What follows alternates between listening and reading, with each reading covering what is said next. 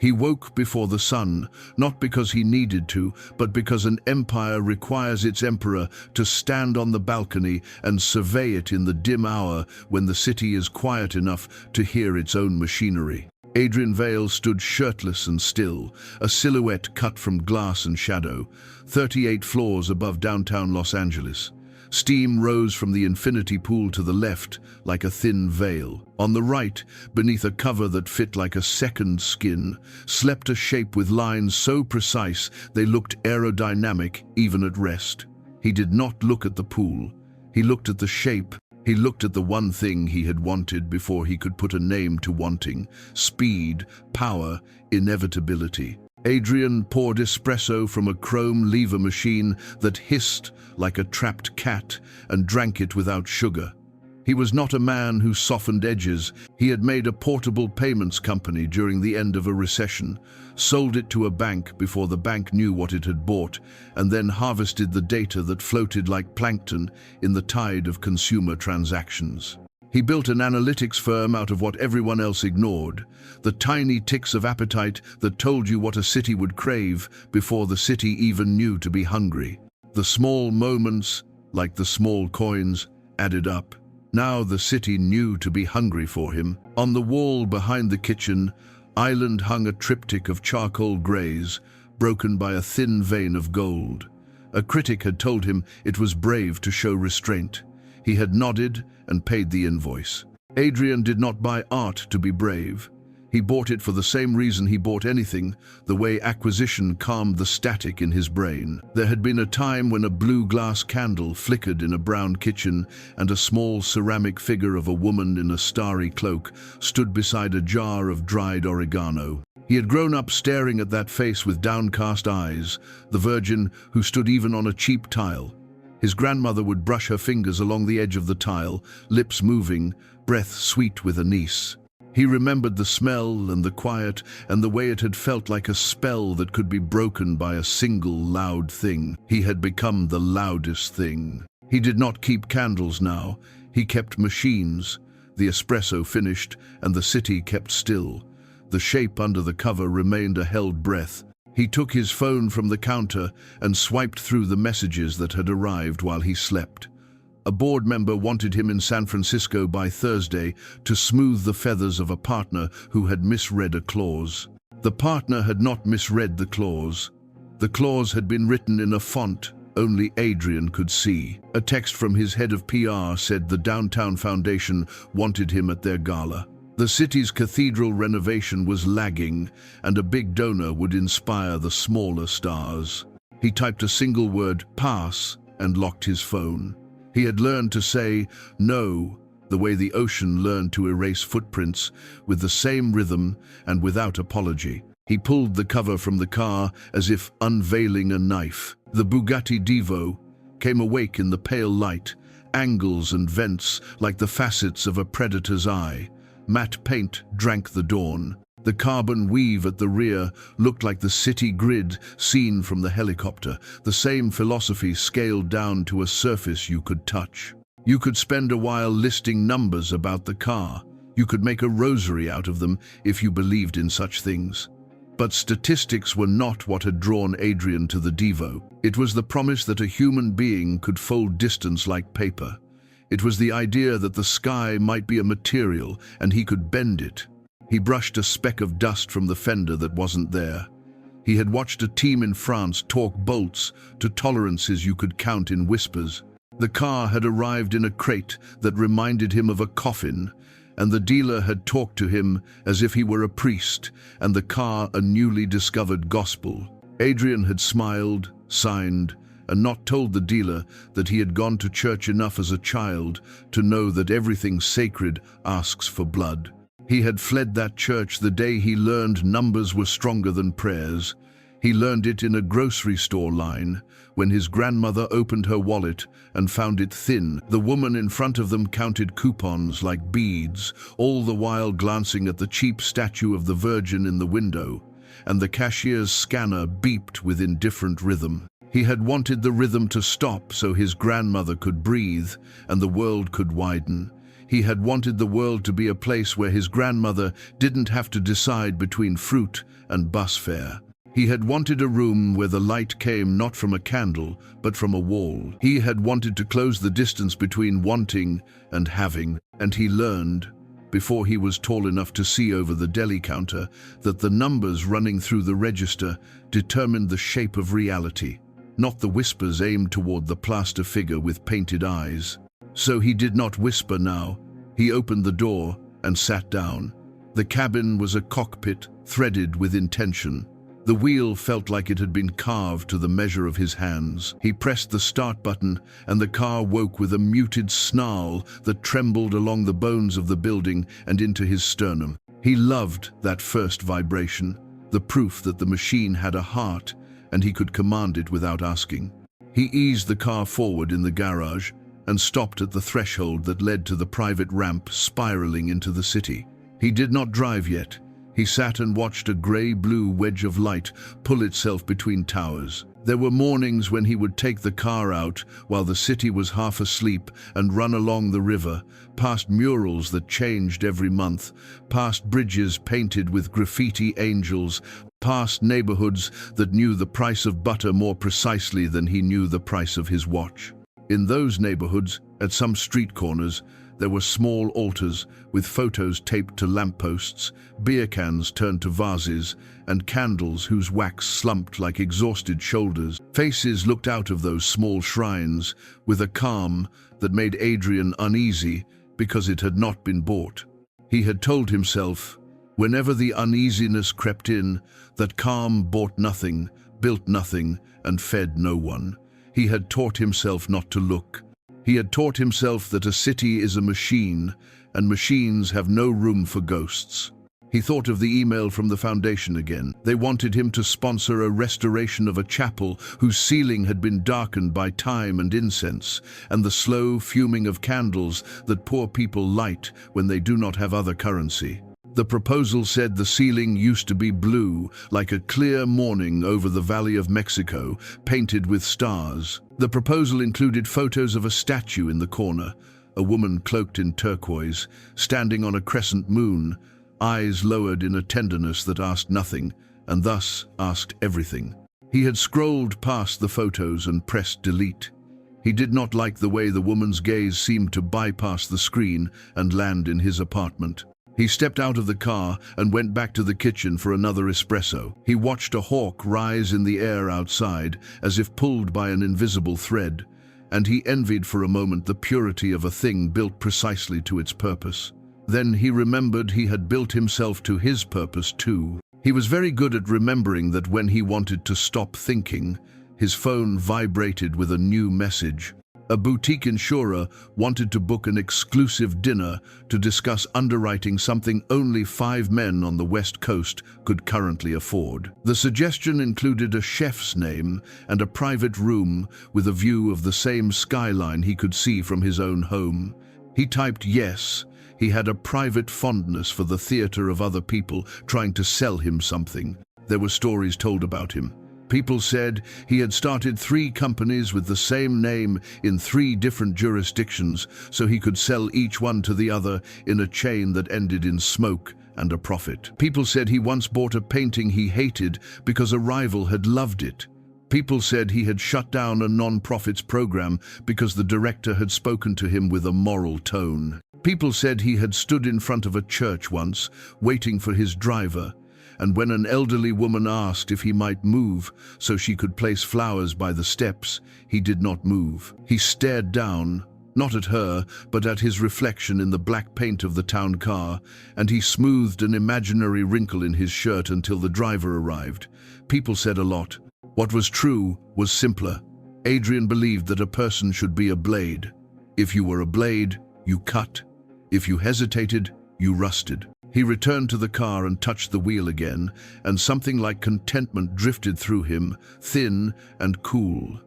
He did not own the Divo to be seen in it. Fame was a noise that made it hard to hear the engine. He owned it because when the road opened and the lane ahead became a narrow silver invitation, he could press down and feel the earth relinquish its claim on him by degrees. He owned it because machines answered even the questions he refused to ask.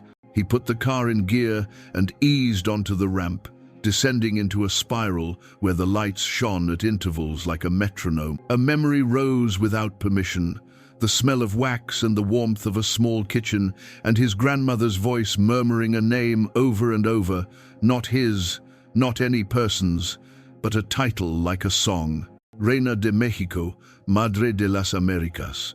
He shook the memory off and told himself that the city below did not care about songs. The city responded to speed.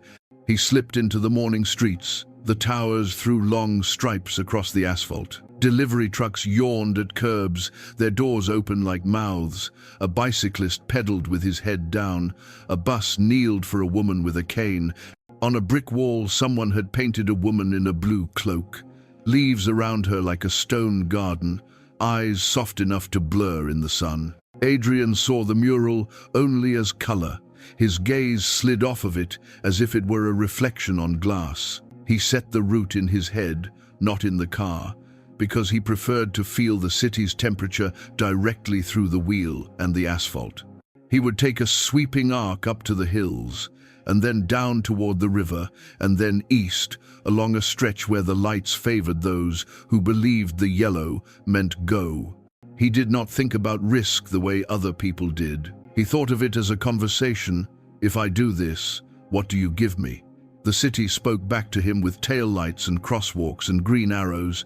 He spoke to it with talk. He had lawyers for the legal parts and money for the rest.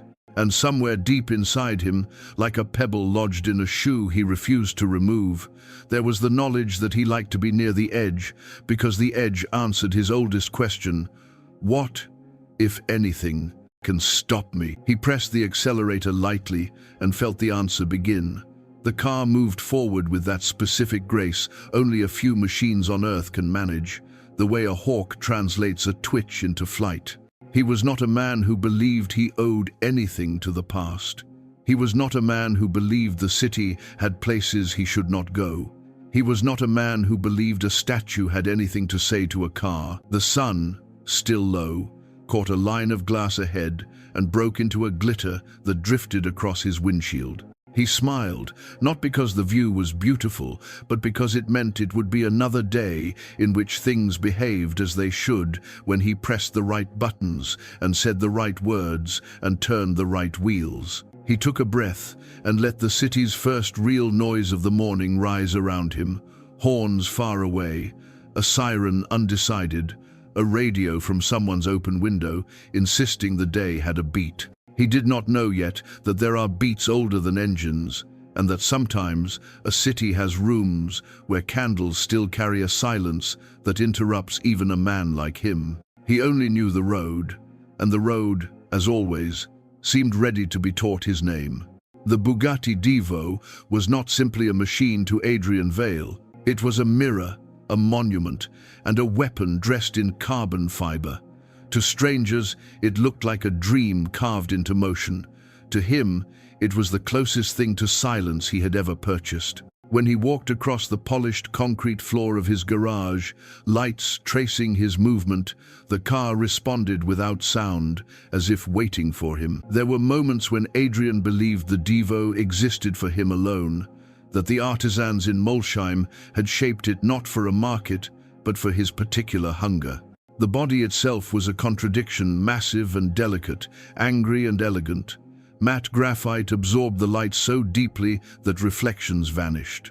The front fascia was a set of blades, sharp as the architecture of a predator's skull. Each vent was not designed for beauty's sake but for breath, for the channeling of air that would otherwise resist its advance. The line that curved from hood to tail resembled a scar drawn with intent. Every centimeter was testimony to the idea that if a god sculpted a chariot, it might look like this. Adrian traced the edge of the fender, sometimes with his fingertips, not as an owner, but as if touching the pelt of an animal that might bite. Underneath the skin slept a W16 engine, 8 liters deep, 4 turbos swallowing air faster than lungs could gasp. 1,500 horses, they said, though he disliked the metaphor. Horses were too fragile, too noble. What roared beneath that body was closer to thunder given bone. Numbers did not scare him. 0 to 60 in 2.4 seconds, a top speed that laughed at limits. Downforce engineered like the hand of gravity itself. Those numbers were beads on a chain, prayers recited to steel. He recited them not out loud, but in memory, each one a reminder that the Divo was not built to share the road. It was built to own it. The interior was a shrine to precision. Black Alcantara stretched over seats molded like armor. The steering wheel wore leather tighter than a glove on a duelist's hand. Buttons glowed faintly, waiting for the touch of command. No wasted decoration, no frivolous glitter. Every stitch was functional, every curve aligned to the possibility of speed. When he sat inside, Adrian often felt the way knights must have felt, sliding helmets into place suddenly faceless, suddenly reduced to one purpose. To outsiders, it was just another toy of a billionaire.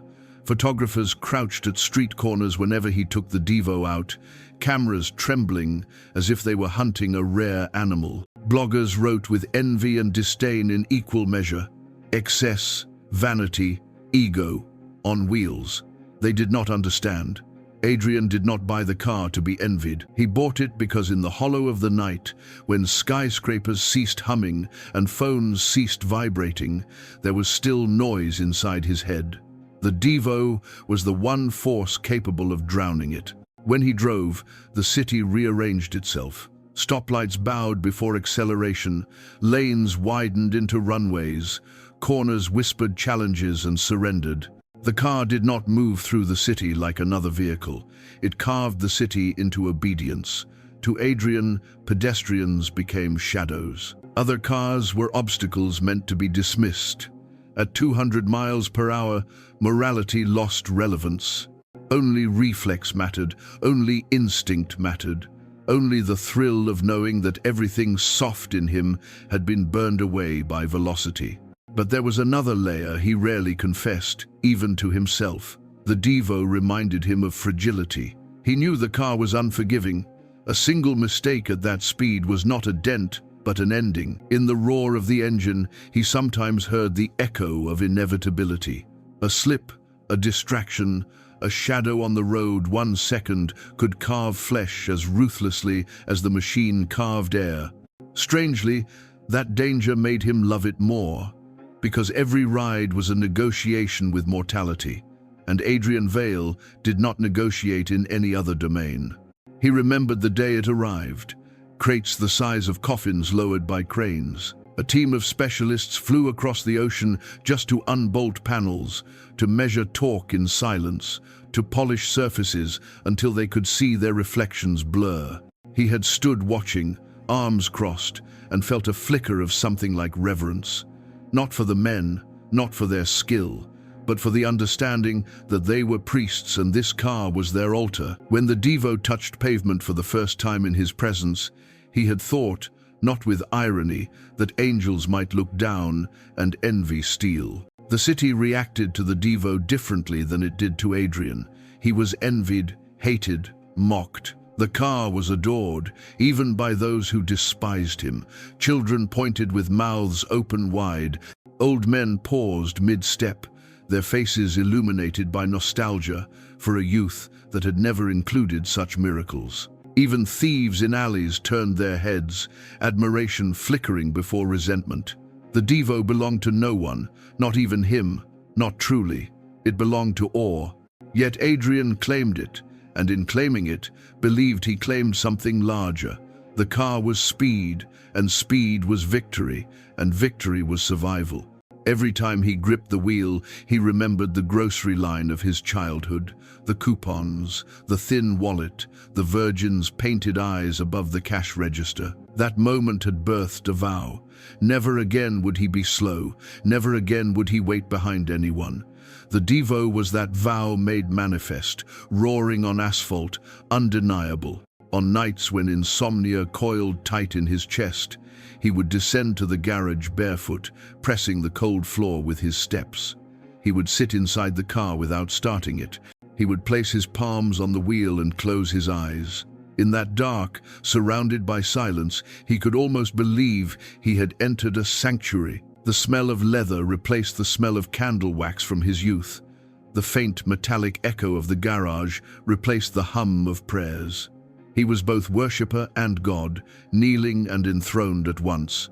Adrian never admitted fear aloud, but sometimes, when the Divo idled and growled softly like a predator waiting to strike, he felt the absurd suspicion that it was watching him, that the car knew, that the machine carried not only his desire but also his doom. He dismissed the thought quickly, laughed at himself, accelerated until reason drowned.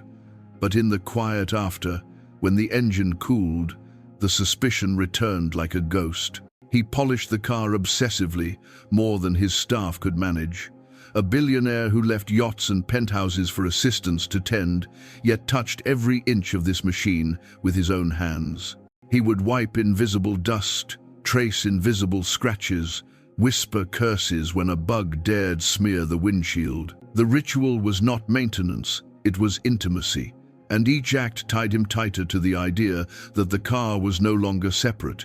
It was him, flesh and metal, arrogance and speed, bound by ignition. The Divo was not built for forgiveness. Its designers had not intended it for careless men. They had intended it for precision, for control, for mastery. Adrian understood this. He respected it. He fed his own myth through it. Yet beneath the respect lurked a question, one he did not voice. What happens when a man mistakes possession for mastery? What happens when the blade he sharpens decides to cut not the world, but him? The car gleamed that morning as he guided it from the shadows of his tower into sunlight. The streets, reflected in its panels, looked distorted, twisted, as if the world bent around its presence. Adrian smiled faintly. To him, it was not distortion but proof. The Divo remade the world as it passed. He believed nothing could stand in its way. Not laws, not limits, not faith carved in stone. And so, while the city stretched awake and the day sharpened into brightness, the Bugatti Divo purred like a beast at leash. Adrian tightened his grip on the wheel, and for the first time that day, allowed himself to imagine not just roads, not just bridges, but monuments fragile, holy, irreplaceable, standing in the path of steel. He did not shiver at the thought. He laughed, because in his heart, Adrian Vale did not believe anything sacred could withstand speed. The morning did not so much begin as detonate. Sunlight cracked between towers like shards of glass, and the city, already restless, poured itself onto asphalt in streams of steel and horn. For most men, the rush-hour chaos was a cage. For Adrian Vale, it was a stage. He stood at the edge of his penthouse garage, sunglasses cutting the glare, one hand resting lightly on the roofline of the Bugatti Divo. The world below was impatient. He could hear it breathing through the muffled roar of engines stacked in lines at red lights. He smiled, the way a wolf might smile at a fence full of sheep. Today was not a day for caution. Today was a day for appetite. He had woken with a weight in his chest, not grief, not guilt, but an itch that demanded friction. Numbers on his phone had pleased him.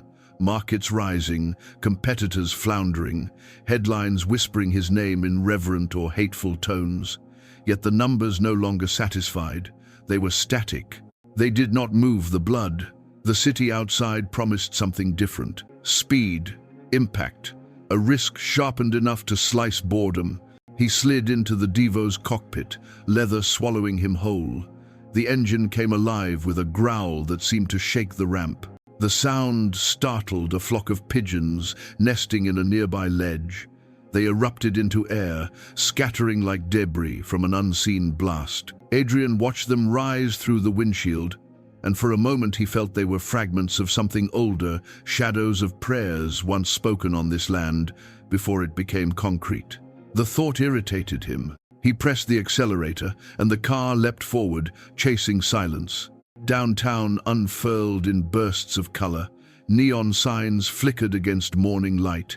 Vendors pushed carts across corners, selling tamales wrapped in foil. A mural stretched across a wall. Bright turquoise cloak, dark hair, stars embroidered in paint.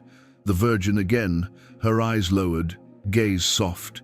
Adrian's jaw tightened. The car roared louder, and the mural disappeared in a blur. Traffic parted for him, though not willingly.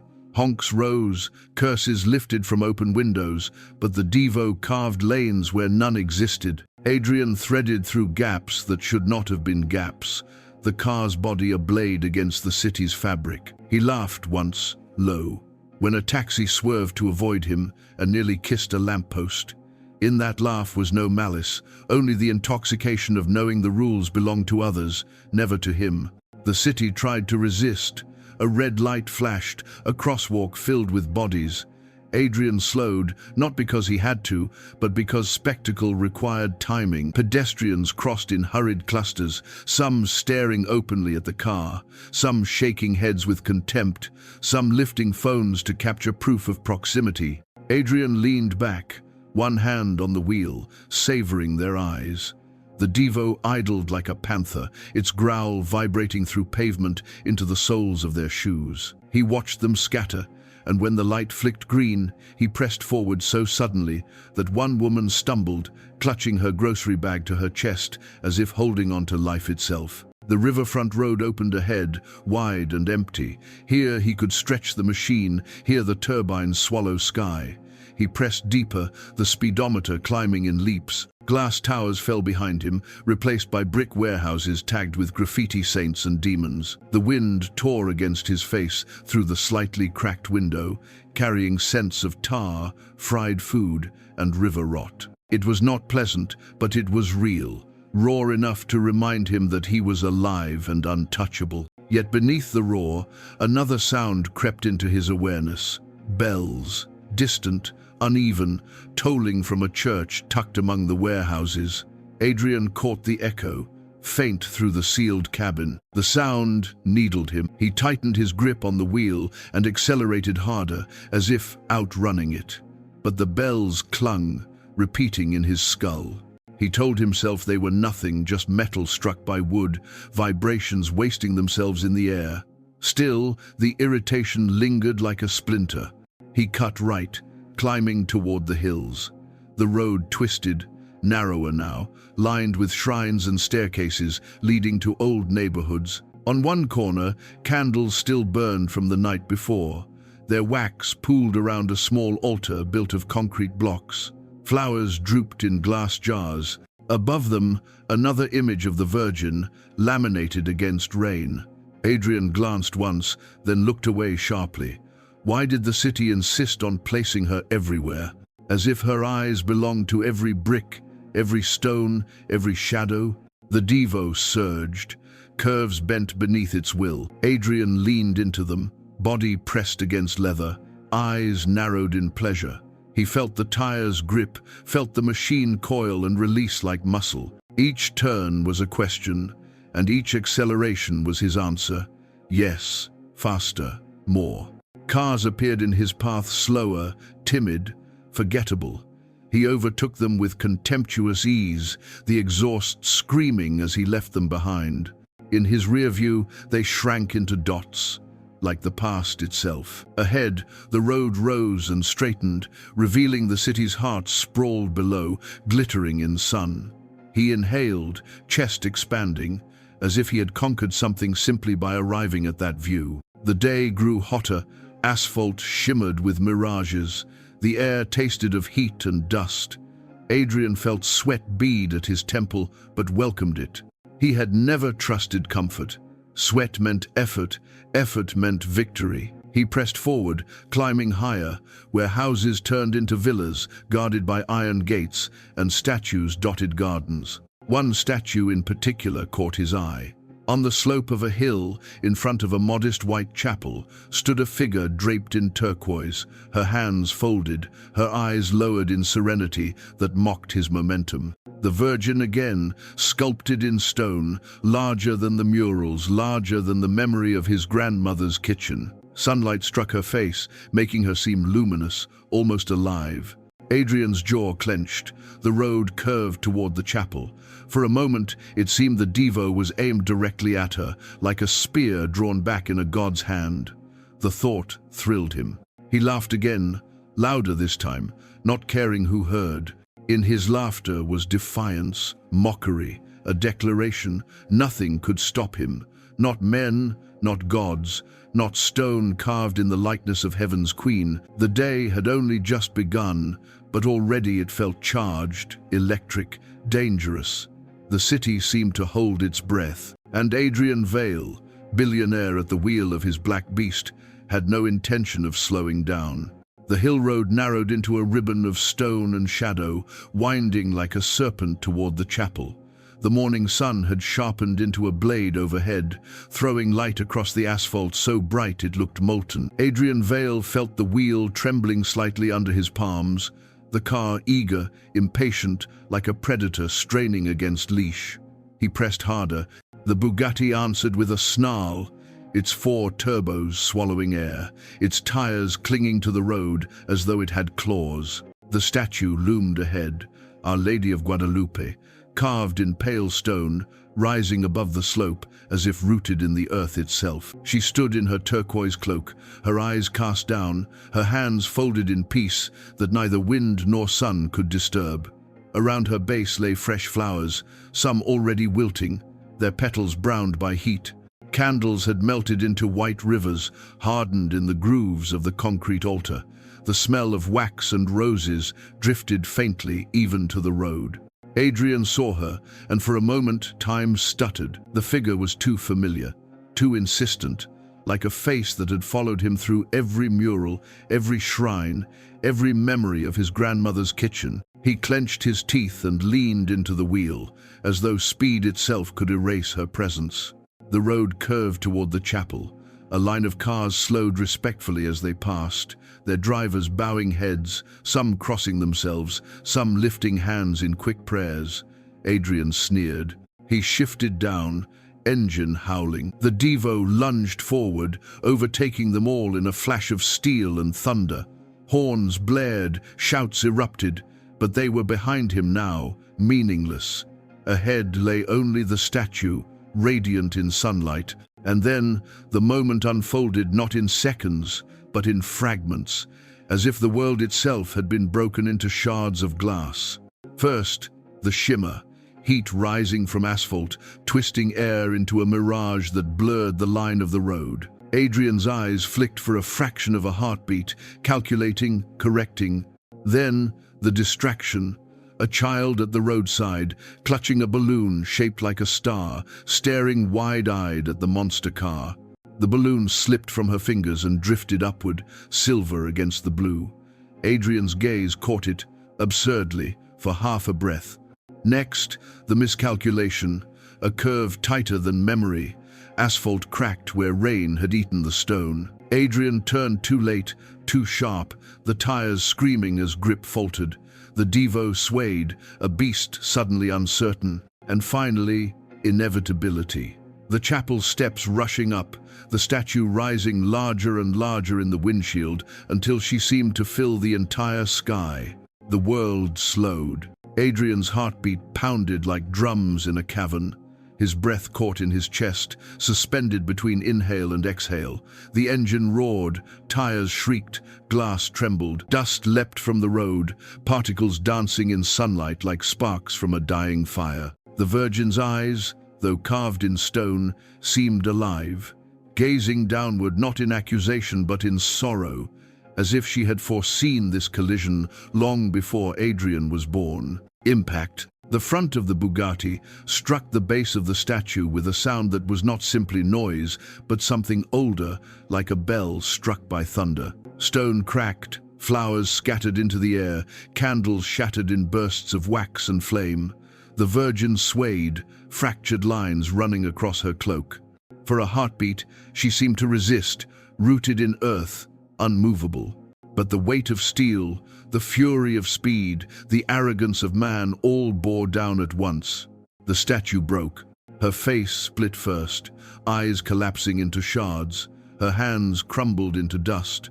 The turquoise cloak disintegrated into stone fragments, cascading like rain. The Virgin fell forward, her body collapsing across the hood of the car, her fragments scattering across the road, over the steps, into the flowers and flames.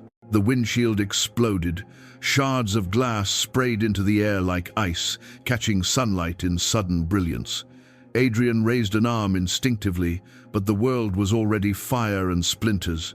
The airbags burst with suffocating violence, pinning him, choking him in a cloud of smoke and dust. The smell was acrid burned plastic, rubber, wax, roses crushed into ash. Outside, silence fell for a breath. The kind of silence that exists only after catastrophe, heavy and stunned. Then came the cries. Gasps from onlookers. Screams from those who had seen it happen, who had felt the ground tremble under the impact. Mothers clutched their children, pulling them away from flying debris. Old men pressed hands to their foreheads, eyes wet. A woman dropped to her knees, whispering a prayer over the rubble. The Virgin lay in pieces. The sacred face that had once gazed down in serenity was gone, ground into stone dust beneath the tires of the Divo. The cloak that had stretched wide in welcome was shattered, its turquoise fragments scattered like broken wings. Where once she stood, now there was only ruin and smoke. Adrian coughed, his chest heaving against the airbag.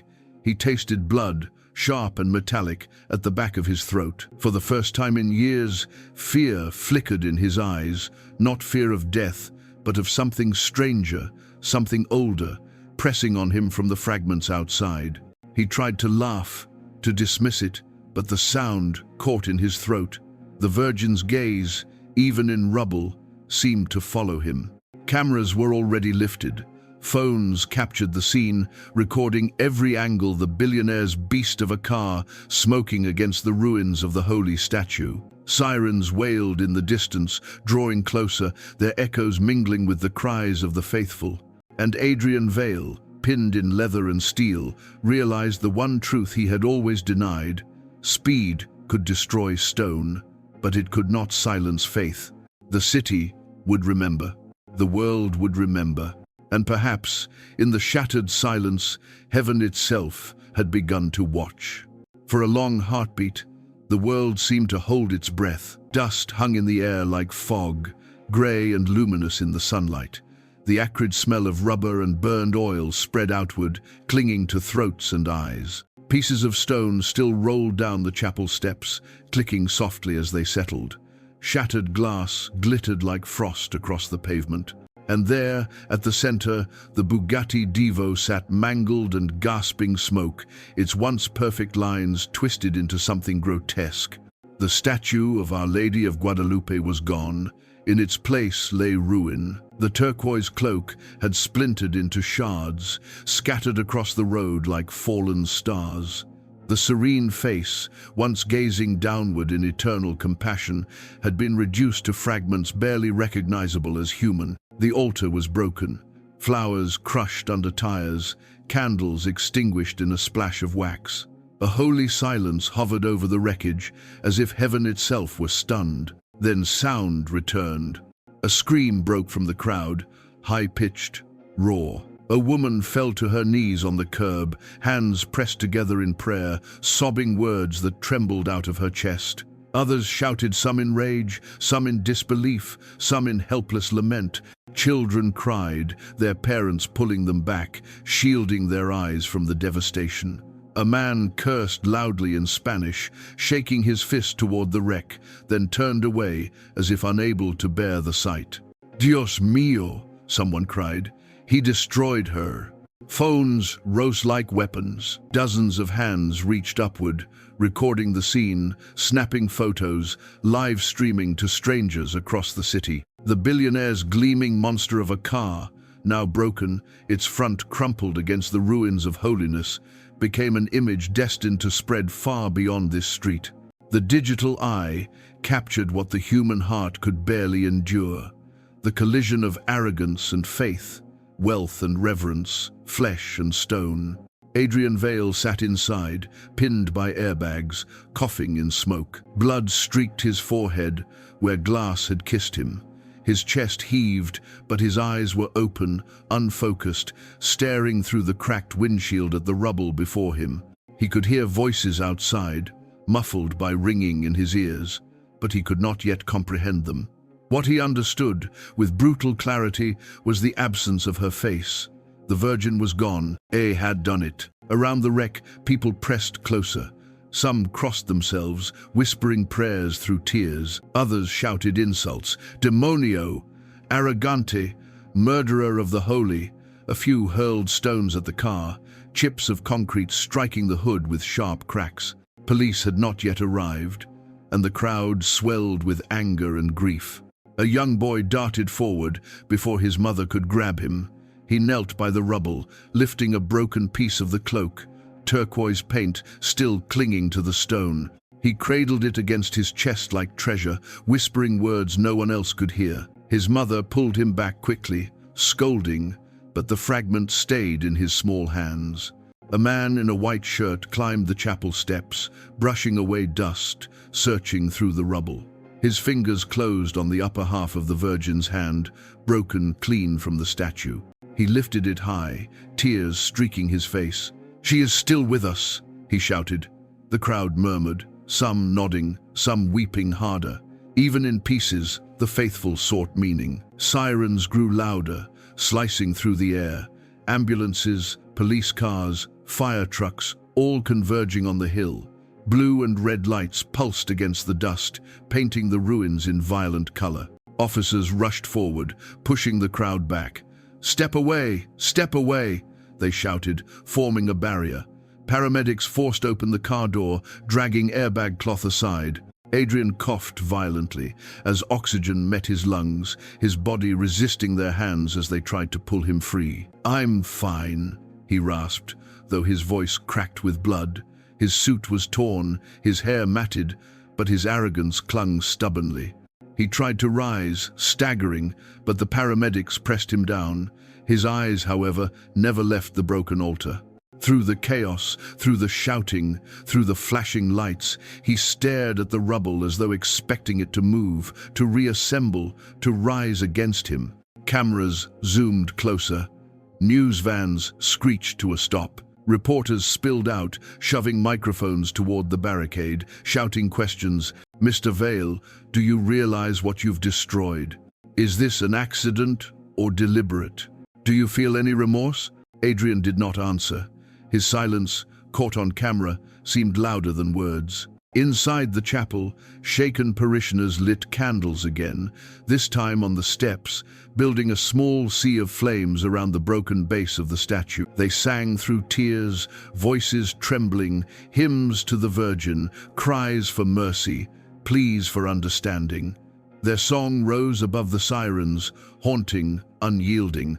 It wrapped around the wreck like a shroud. Children clung to parents, elders leaned on canes, their faces carved with grief. The faithful touched the broken pieces reverently, gathering them with care, as if each fragment still carried sanctity. The rubble became relics. The destruction became sacred in itself, and yet, beneath the mourning, anger coiled like a storm. Men shouted for justice, women cursed Adrian's name. Someone threw a bottle, shattering near the tires. Police struggled to hold the crowd back. The billionaire, once untouchable, now looked vulnerable, cornered in his own machine, hated by those who once admired his wealth from afar. In that moment, Adrian Vale's empire meant nothing. The numbers on his screens, the towers he owned, the power he wielded, none of it shielded him here. All the world could see was a man who had crushed holiness beneath steel. Smoke curled upward, mingling with candle flames. The air smelled of gasoline and roses, blood and wax. The hill trembled with voices, prayers and curses colliding in the wind. And above it all, though the statue lay in ruin, there lingered the unshakable sense that she was still present. Our Lady, no longer in stone, but in the devotion of the weeping, the rage of the shouting, the quiet faith of those who sang in the dust. The silence before the storm had ended. The city's outrage was only beginning. The paramedics pulled him from the wreckage at last, guiding him into the glare of cameras and police lights. His chest burned, ribs aching against every breath, but Adrian Vale refused to stagger. He straightened himself with a defiance born of habit, as though posture alone could erase blood on his brow and soot on his jacket. He shook off the helping hands, waving them away like servants who had overstepped. The crowd gasped at his arrogance, the sight of a man stepping free from disaster without apology. Adrian's eyes swept across them, hundreds of faces pressed close, a sea of grief, fury, disbelief. Their voices rose like waves crashing against a cliff, breaking into curses, accusations, prayers. Some shouted his name like a crime, others spat at the ground as he passed. A few hurled fragments of stone from the broken statue, tiny projectiles that bounced harmlessly off the police shield wall. He looked at them all with a coldness that froze their voices for a heartbeat. "Step back," an officer barked, pushing the mob away. Adrian smirked. "Let them scream," he muttered, his voice low, but the microphones caught it. The words spread instantly, played back on screens, amplified by furious commentators. Let them scream. Inside, however, the smirk was a mask. His ears still rang with the sound of impact, that thunderous crack of steel against stone. He could not erase the image of the Virgin's face collapsing into dust, her hands shattering, her cloak scattering like bones. It replayed again and again, a film on loop, each frame burned into his memory. He clenched his jaw, forcing the images down, telling himself it was nothing more than stone, but the memory refused to vanish. The police guided him toward a waiting ambulance. "You need to be checked," a paramedic insisted, but Adrian shoved past. "I don't need your pity," he growled. His voice carried across the crowd, feeding their rage. Someone screamed, "Arrogant pig!" Another shouted, "He mocks her even now." Kledig said, "And the last to alas is one self finds 6/3.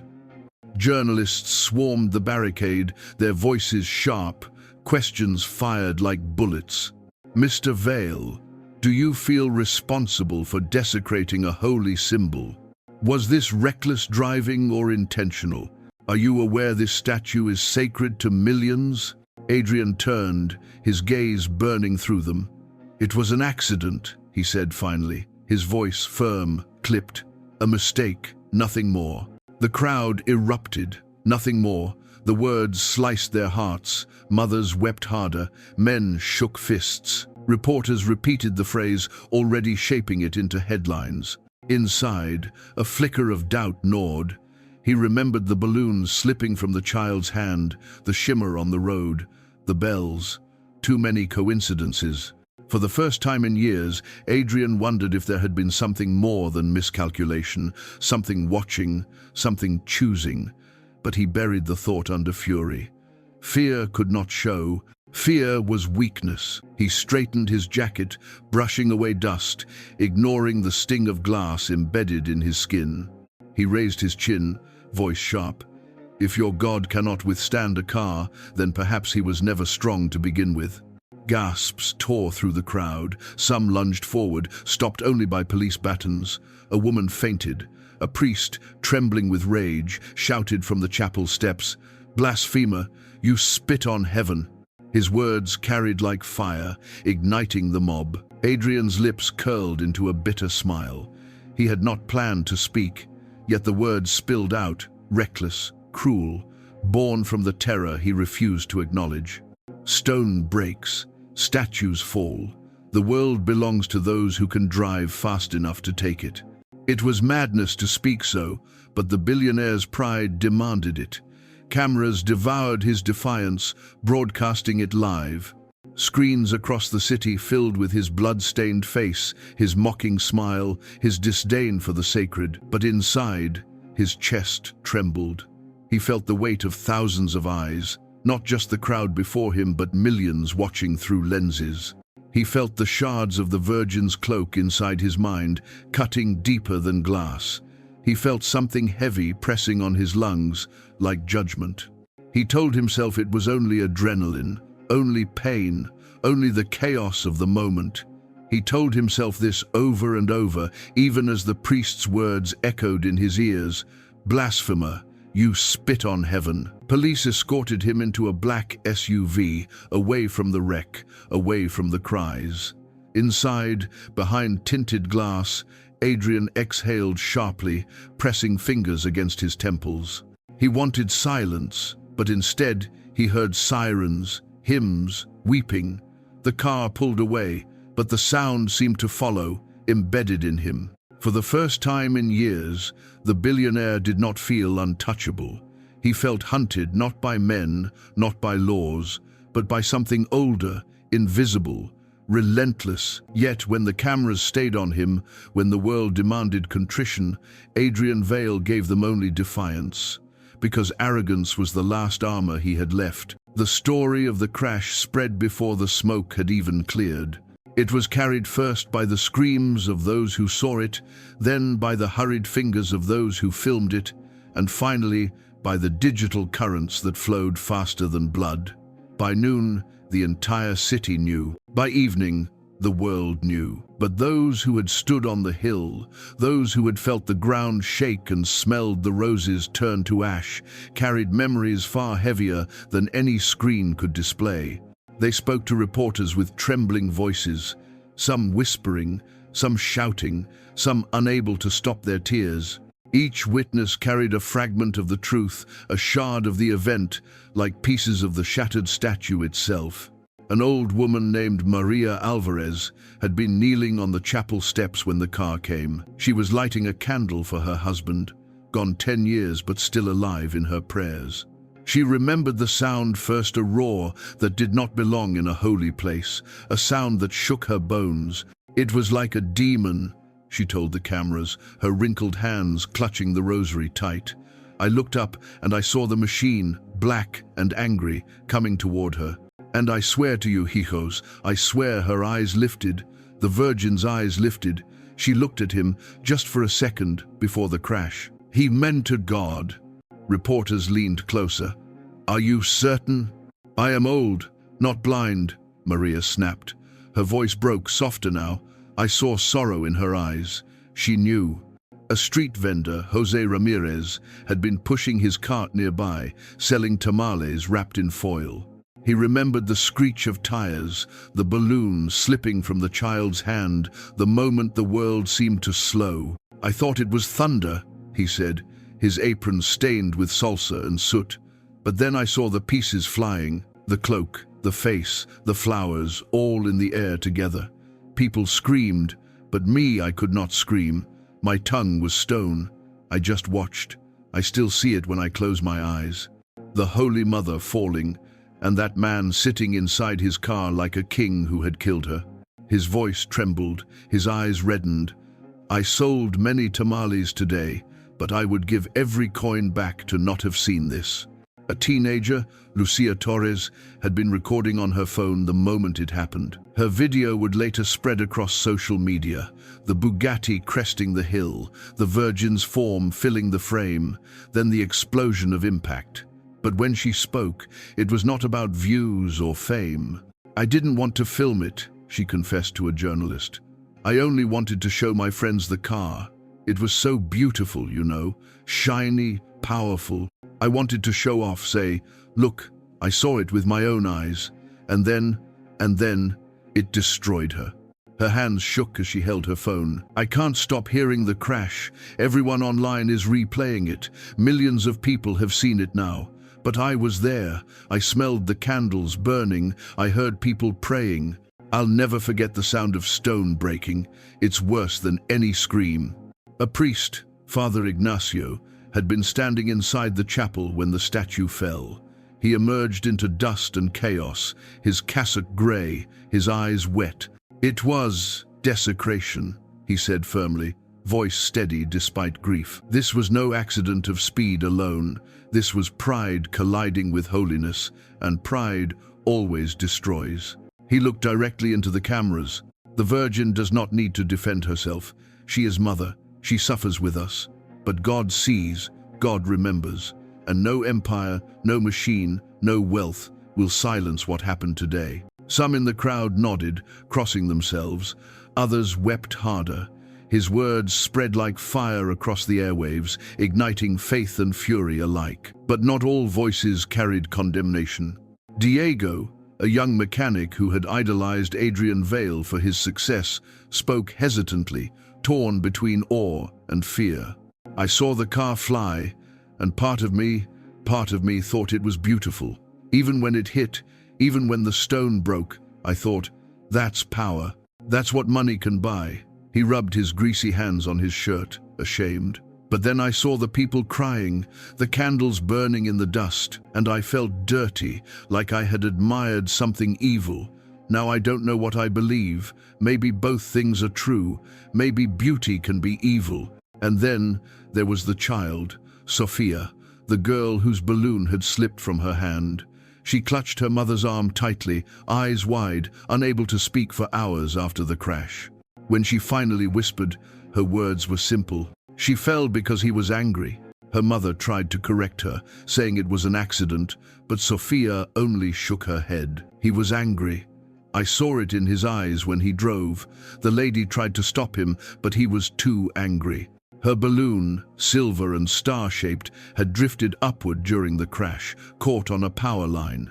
There it remained for hours, a fragile shape trembling in the wind as if watching over the rubble. Each witness carried a different truth, but together they painted a single portrait: the destruction of something sacred, the arrogance of a man, the sorrow of a people. Some believed it was a sign, others a curse, others simply the inevitable result of wealth unchecked. But all agreed on one thing: they had seen more than an accident. They had seen history fracture before their eyes. And as they spoke on camera, to neighbors, to children who would ask years later where they were that day, the memory of the Virgin's fall grew larger, heavier, woven into the fabric of the city. The statue was gone, but the witnesses had become its voice. The crash became a story long before the police had cleared the hill. By the time the last fragments of stone were swept from the road, the world was already watching. Cameras had devoured every angle: the sleek black Bugatti against the broken altar, the billionaire's bloodied face smirking in defiance, the faithful kneeling among the rubble. Within hours, screens from Los Angeles to Mexico City, from Rome to Manila, were lit with the same image. News anchors spoke with voices sharpened by urgency. Some whispered, others thundered, but all carried the same narrative. A billionaire had destroyed the statue of Our Lady of Guadalupe, one of the most beloved icons of faith in the Americas. The words carried a weight greater than any single act of vandalism or crime. This was sacrilege, desecration, arrogance embodied in horsepower and steel. Cable networks broke from scheduled programming to cover it live. One channel replayed the crash footage in slow motion again and again, the Bugatti swerving, the Virgin's face crumbling, the crowd's screams rising. Each replay added layers of outrage. Commentators shook their heads, priests wept on camera, activists demanded justice. On social media, the storm was relentless. Hashtags trended within minutes: "Justice for Guadalupe," "Veil the blasphemer," "Our Lady still lives." Millions of tweets poured in, furious, mocking, grief-stricken. Memes spread, some showing the Bugatti engulfed in flames, others overlaying Adrian Vale's face with demonic horns. Artists drew digital illustrations of the Virgin standing, radiant, while the billionaire knelt broken at her feet. Others circulated petitions demanding his arrest, his fortune stripped, his exile from the city. But not all voices agreed. A smaller chorus rose in his defense, though drowned in the flood. Admirers of his wealth, his empire, his audacity argued that it was only an accident, that stone was just stone. "Idols are not gods," one viral post read. "It's time we stop worshipping statues." Their words ignited new fires: atheists against believers, skeptics against the faithful. The debate spilled into endless comment wars, insults flung across oceans. Politicians seized the moment. A senator in Mexico called for a week of mourning, declaring the crash an attack on the soul of our people. In Washington, representatives argued over whether Vail's recklessness proved the dangers of unchecked wealth. A governor stood on live television, demanding stricter regulations for luxury vehicles, using the tragedy as proof that the rich drove above the law. Church leaders responded with solemnity. The Archbishop of Los Angeles held a press conference, his voice breaking. "We mourn not only the loss of Stone, but the wound inflicted on millions who saw in her a mother, a protector, a light. May this tragedy remind us that holiness cannot be destroyed by arrogance." His words were replayed on loop, subtitled into dozens of languages. Meanwhile, stock analysts whispered about Vail's empire. His company's shares wavered, investors uncertain. Would his arrogance bleed into the markets? Would boycotts erupt? Already, protests gathered outside his headquarters, candles flickering in the night as chants filled the streets. In the digital noise, human stories pulsed through. Videos of the witnesses spread, Maria Alvarez swearing she saw the Virgin's eyes move, the child Sofia clutching her balloon, Father Ignacio declaring blasphemy. Each clip became a touchstone, proof for those who believed the crash was not chance, but sign. Late-night hosts mocked him, replaying his words, "If your God cannot withstand a car," with incredulous laughter. Comedians compared him to ancient kings punished by the gods for arrogance. Satirical cartoons filled newspapers, the billionaire racing toward heaven's gate, only to be stopped by a gentle woman in turquoise. In Catholic households across Latin America, families gathered around televisions, weeping. Old women clutched rosaries tighter, whispering prayers for forgiveness, not for Vail, but for the world that allowed such arrogance. In Mexico City, tens of thousands gathered at the basilica, lighting candles, singing hymns, mourning a statue hundreds of miles away as though it had stood in their own neighborhood. Even in secular cities, the footage struck a chord. People who had never prayed still recoiled at the image of faith crushed under wheels. Writers called it the perfect symbol of our age, a billionaire's toy colliding with centuries of devotion. Advertisers, never missing opportunity, moved swiftly. A beverage company released a commercial within 48 hours, showing candles glowing against darkness, ending with the words, "Faith cannot be broken." Critics accused them of exploitation, but the ad spread anyway. Brands distanced themselves from Vail, canceling contracts, deleting photos of him from past events. Vail's own public relations team scrambled.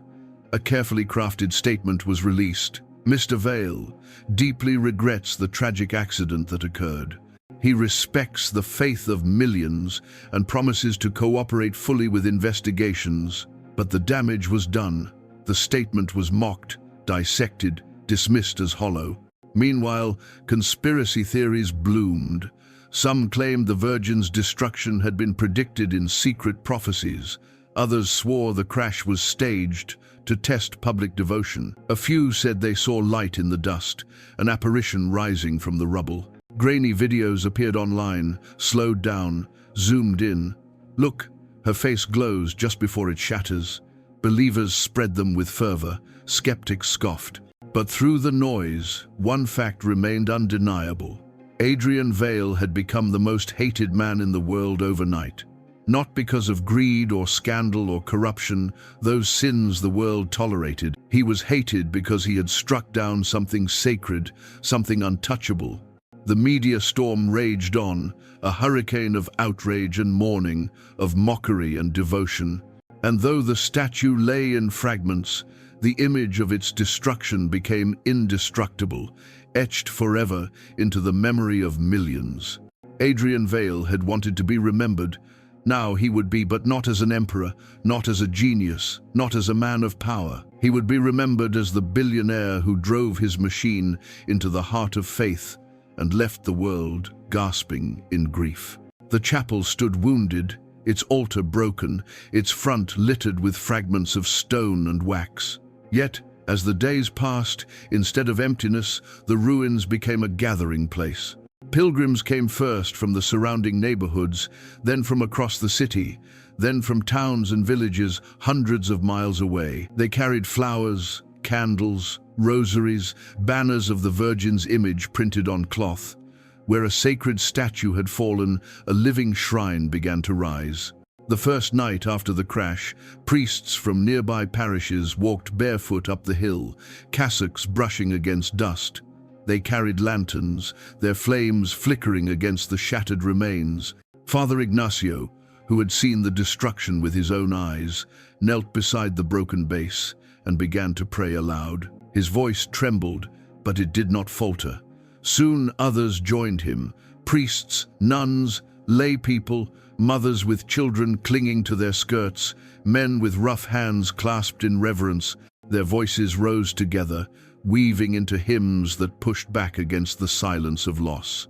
By morning, hundreds knelt in vigil. By the following evening, thousands filled the street. Candles stretched for blocks, glowing like rivers of fire. The air carried the scent of roses once again, not from bouquets purchased, but from flowers brought in trembling hands, laid carefully at the ruins. Some swore the fragrance was too strong to be explained, that it clung to their clothes long after they left. Nuns in white habits walked among the mourners, offering cups of water, leading children in whispered prayers. Their presence was gentle but unyielding, a quiet strength that reminded the faithful of endurance. Sister Teresa, a frail woman with eyes fierce as fire, spoke to a reporter who asked why they did not despair. "We do not worship stone," she said. "We worship the one she points to. The statue is gone, but the Virgin is still our mother. Her cloak is not broken, it covers us even now. You will see it in the faces of the poor, the tears of the faithful, the hands that rebuild. That is where she lives." With the 10s and 79, her words were repeated across newspapers, broadcast on television, printed on banners carried by pilgrims. The clergy organized masses at the site, transforming rubble into altar. They placed a wooden cross where the statue once stood, draping it in turquoise cloth. The Eucharist was celebrated under open sky, the crowd responding in one voice, tears shining as they raised their hands. Choirs sang, their harmonies drifting over the city, carried by wind into neighborhoods where even the indifferent paused to listen.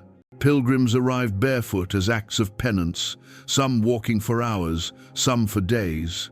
Old men leaned on sticks, mothers carried babies, teenagers clutched rosaries like lifelines. They knelt before the ruins, pressing foreheads to the ground, whispering prayers for forgiveness, for healing, for strength. They prayed not only for themselves, but for the man who had destroyed the statue. Even in their grief, compassion flickered.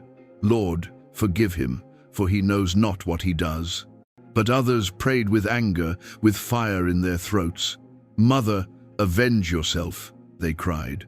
"Do not let his arrogance go unpunished." The clergy cautioned against vengeance, reminding them of mercy, yet the tension remained a wound between justice and forgiveness. The Vatican itself responded. In Rome, the Pope addressed the crowd in St. Peter's Square. His voice, carried across oceans, was gentle but resolute. When stone crumbles, faith remains. The Virgin of Guadalupe is not defeated by destruction. She remains the mother of the Americas, the mother of the poor, the protector of the humble. This tragedy calls us not to anger, but to unity, to prayer, to renewal. His words were translated into dozens of languages, echoing in churches worldwide. In Mexico City, the basilica overflowed with worshippers. Pilgrims held candlelight vigils that lasted through the night, chanting hymns until their voices cracked. They sent delegations to Los Angeles, carrying banners embroidered with stars and roses, promising solidarity. "Her cloak covers all her children," they said. "No border can divide devotion." In the United States, parishes in Latino communities organized processions. Streets filled with believers, carrying images of the Virgin, singing hymns, draping turquoise cloth over cars and houses. Even those who had grown distant from the church returned for a moment, stirred by the image of destruction. For them, it was not only about religion, it was about identity, dignity, something that had been attacked and needed to be defended. Journalists reported these gatherings with awe. "The faithful are rebuilding with their voices," one wrote. "Where steel brought ruin, song brings resurrection." Among the crowds, stories multiplied. A woman swore she had touched a fragment of the statue and felt warmth as if it still lived. A young man claimed he saw light flicker in the dust when the choir sang. An old man said the Virgin's cloak had appeared in his dream, spreading across the city like the night sky. Whether miracles or imagination, the people embraced them. Each story became another brick in the invisible shrine, rising above the rubble. The hierarchy of the church responded with both caution and courage.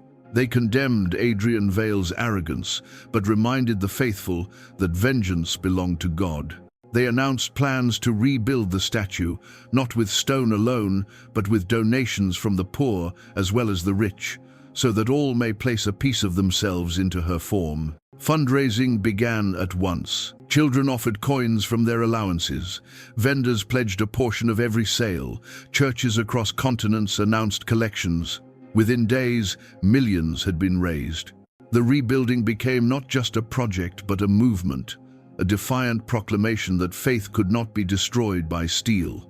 And through it all, the priests and nuns repeated the same refrain: "She is still here. Look not only at the rubble, but at the people. We are her statue now." The faithful believed, they prayed, they sang, and in the dust of ruin, hope took root. Adrian Vale had thought he had silenced her with speed and power, but the voices of millions proved otherwise. In their unity, the Virgin of Guadalupe lived louder than ever before. The city outside Adrian Vale's penthouse shimmered in its usual constellation of light. But for him, the skyline had lost its polish. He sat in silence, glass of whiskey untouched on the table, curtains half drawn as if to keep the world at bay. The walls of glass reflected him back, blood cleaned from his face, suit changed into silk loungewear, hair combed. Yet the reflection betrayed him. His eyes were not the eyes of the Emperor of Towers.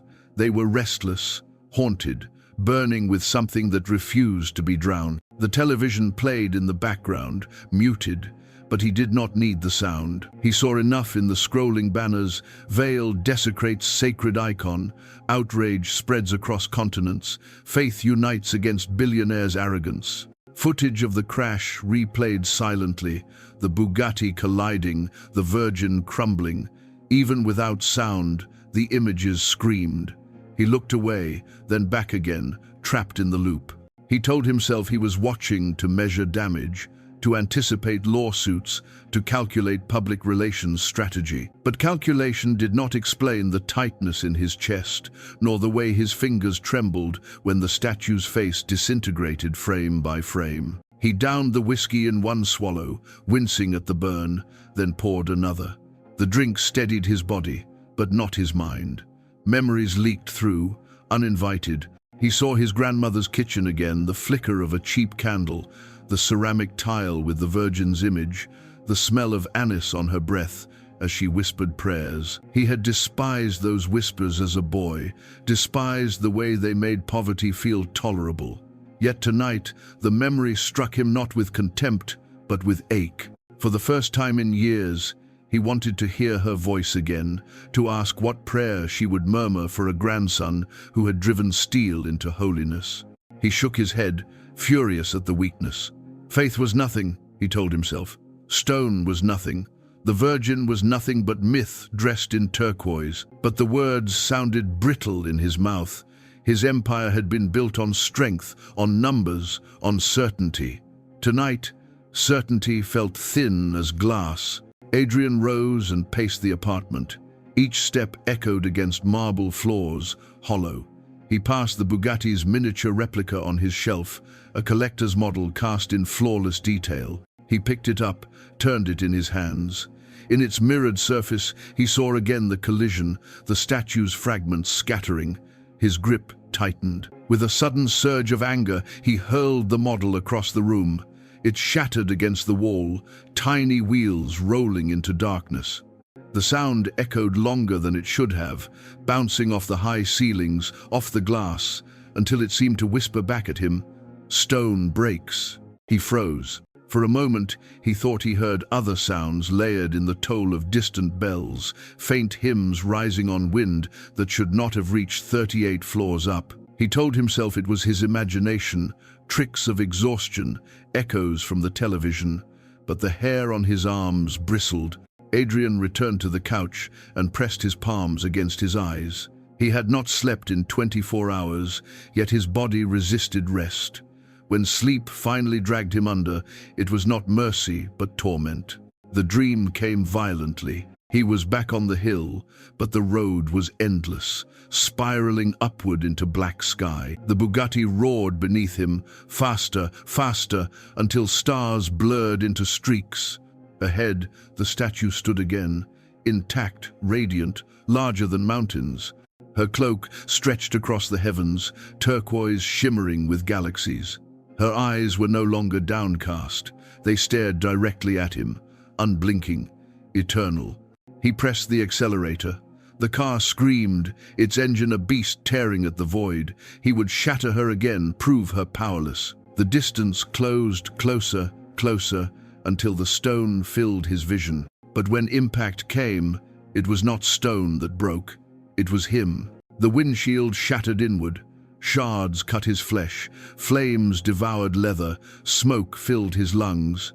He clawed for breath, but found only dust. He looked into the Virgin's face, expecting pity, but saw only sorrow deeper than oceans. She did not accuse him. She wept for him. The ground beneath the tires collapsed, and he plunged into darkness, falling endlessly, her gaze following, unrelenting. He awoke screaming, drenched in sweat, heart hammering against his ribs as if trying to break free. The city skyline glowed indifferent outside, but he could still see her eyes, hovering, eternal. Adrian stumbled to the bathroom, splashing cold water onto his face. He gripped the marble sink, his reflection fractured by droplets. His breath came in ragged bursts. He looked at himself, his fortune, his empire, his arrogance, all reduced to a trembling man in silk. Anger surged again. He struck the mirror with his fist. Cracks spider-webbed outward, his own face splitting into jagged fragments. Blood dripped from his knuckles, staining the sink. Yet even through the cracks, he thought he saw her eyes, looking back at him, layered over his own reflection. "Enough," he whispered hoarsely. "You're dead. You're dust. You can't touch me." Resitions, it's resition in riverless. Resition. But the words rang hollow. For the first time in his life, Adrian Vale understood what it meant to be hunted not by men, not by laws, but by conscience, by memory, by something that refused to remain in stone. The night dragged on, each hour heavier than the last. He poured more whiskey, but it only deepened the shadows. He tried to distract himself with numbers, with market reports, with messages from his board. But even on the glowing screen, he thought he saw her cloak, shimmering faintly in the corner, turquoise bleeding into graphs and charts. When dawn broke, Adrian had not slept again. He sat in the dim light, eyes hollow, knuckles bandaged, surrounded by silence. The city outside moved on, but inside, he remained trapped in the ruins of that hill, hearing bells that would not stop, smelling roses that should not bloom in smoke. And in the hollow of his chest, beneath pride and fury, something began to take root, something he would not name, not yet. Guilt. Adrian Vale had lived his life dismissing superstition. Numbers were his gods, contracts his scripture, skyscrapers his cathedral. Yet in the days after the crash, the world around him began to twist in ways he could neither control nor deny. It began subtly. The morning after his nightmare, he walked across the marble floors of his penthouse. The glass walls overlooked Los Angeles, bathed in sunlight, but his reflection seemed wrong. For a fleeting second, he swore the reflection of his eyes were not his own. They were lowered, gentle, sorrowful, like the Virgin's carved gaze. He blinked, and it was gone. He told himself it was exhaustion, a trick of light. But unease lingered. Later that day, as he signed documents in his office, a faint scent filled the room. Roses. Sweet, heavy, clinging. He frowned, searching for the source. There were no flowers. He never kept them. The scent grew stronger, overwhelming, until he slammed the pen down, stormed through the office, opened drawers, even checked vents. Nothing.